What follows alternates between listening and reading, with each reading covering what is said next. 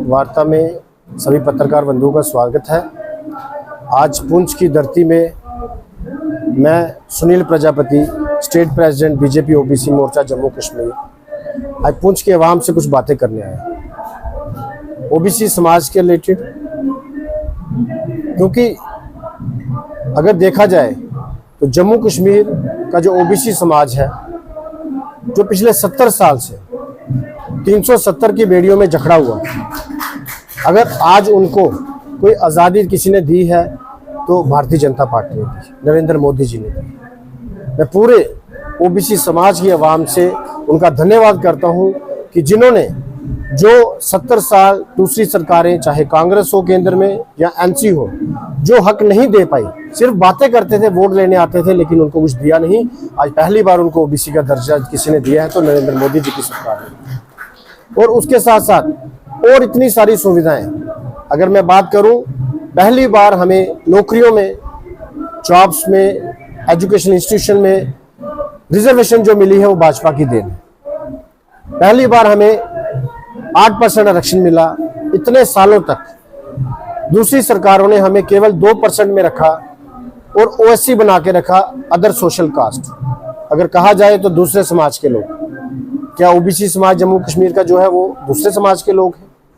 मैं सवाल पूछना चाहता हूं उन परिवारों से जिन्होंने यहां पर इतने साल राज किया, कि जो जम्मू कश्मीर का, अगर पुंछ की आवाम की बात करूं, जो पुंछ का समाज है, लगभग अगर पुंछ की जो कॉन्स्टिट्यूंसी है 1,27,000 वोट है, उसमें ओबीसी की जो पॉपुलेशन है 40 से 45,000 है। एक मेजर वोट शेयर है जो ओबीसी समाज का, जो पूरी कॉन्स्टिट्यूंसी का तख्ता जो है बदल सकता है। और मैं पुंछ की आवाम से ये दरख्वास्त करने आया हूं कि अगर जितने आपके ओबीसी समाज के यहाँ पे लोग हैं, अगर मैं मोटी मोटी कास्टों की बात करूं, तरखान, लोहार, कुम्हार, मोची समाज है जो, और उसके बाद यहाँ पर जीवर समाज है, तेली समाज है, ये बड़ी कास्टें हैं जिनको 70 साल के बाद मोदी सरकार ने यहाँ पर दर्जा दिया है। और उन्होंने आज जो 2 दिन के बाद यहाँ पर चुनाव के लिए जाना है, उन्होंने अपने बच्चों के भविष्य के लिए सोचना है कि हमारे बच्चों के भविष्य के लिए कौन सी सरकारों ने सोचा है। मैं अगर पिछले इतिहास की बात करूं तो यहाँ पर एनसी भी जीती, पीडीपी भी जीती, कांग्रेस भी जीती, लेकिन उन्होंने कभी भी ओबीसी समाज की आवाज उसमें असेंबली में नहीं रखी। और अब आपकी बारी है। मैं ओबीसी समाज जो पुंछ की आवाम है उनसे बात करूंगा। अब आपकी बारी है। आपने अपने चुनाव का, जो मत का चुनाव है, उसको सही तरीके से करना है और ये देखना है कि आपके बच्चों का भविष्य वो किसके साथ है। क्योंकि कांग्रेस ने हमेशा ओबीसी का विरोध किया। अगर पंडित जवाहरलाल नेहरू की बात करूं, जब 1956 में उन्होंने काका कलेरकर साहब की जो कमीशन थी, ओबीसी कमीशन, उसकी रिपोर्ट को खारिज किया और उसके बाद उन्होंने सभी रियासतों के चीफ मिनिस्टरों को चिट्ठी लिखी कि मैं आरक्षण के खिलाफ हूं, ये आरक्षण बंद करना चाहिए। फिर मंडल कमीशन की रिपोर्ट आई, उसको भी ठंडे बस्ते में रखा। उसके बाद जो अपोजिशन के लीडर थे 1990 में, जो पूर्व प्रधानमंत्री राजीव गांधी जी, उन्होंने 2.5 घंटे तक पार्लियामेंट में ओबीसी का विरोध किया। आज तीसरी पीढ़ी है। राहुल गांधी जी की बात करूं, जो विदेश में जाकर हमेशा भारत की उसमें बुराई करते हैं, पिछले कुछ दिन पहले वहां पर गए थे और उन्होंने वहां पे बात रखी कि हमारी सरकार आएगी, हम आरक्षण को खत्म करेंगे। मैं पूछना चाहता हूं आपके माध्यम से, एनसी और कांग्रेस की क्या मानसिकता है?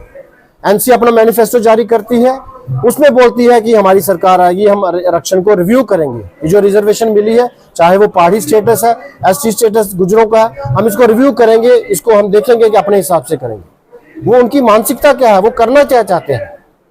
वो कहते हैं हम 370 वापस लाएंगे।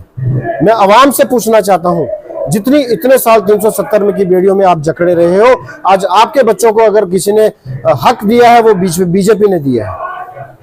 आज थोड़े दिन पहले मैं अगर बात करूं, अब नौकरियां निकली, कांस्टेबल की नौकरियां निकली, जिसमें ओबीसी समाज के 320 बच्चे जो है कांस्टेबल की भर्ती होंगे। केस में हमें हिस्सा मिल रहा है, बाकी सभी नौकरियों में हिस्सा मिल रहा है। पहले कहां था हमारा हिस्सा? पहले किसी पार्टी ने हमारी बात नहीं की। अगर हमारी किसी ने बात की है तो भारतीय जनता पार्टी ने की है। पूरी आवाम से मैं अपील करता हूं कि अपने बच्चों के भविष्य के बारे में सोचें। पूरा पुंछ की पूरी पीर पंचाल के रीजन में बड़ी मात्रा में यहां पर हमारा ओबीसी वोट है। और मैं 8 की सीटों में आपको बता दूं, हम भारतीय जनता पार्टी बड़े मार्जिन से 8 की 8 सीटें जीतना चाहते हैं और उसमें जो योगदान रहेगा वो ओबीसी समाज का रहेगा। ओबीसी समाज सारा मिलकर जोर लगाकर ये जो 8 की 8 सीटों का फैसला करेगा और आने वाले समय में ये जो सीटें हैं 8 की 8 जिता के जब असेंबली में भेजेगा और अपना जो फ्यूचर है वो सिक्योर करेगा। मैं फिर से अपील करता हूं सभी जनता से कि आप भारी मात्रा में बीजेपी को वोट करें, वही अपने परिवारों का भविष्य तय करें। नमस्कार, धन्यवाद।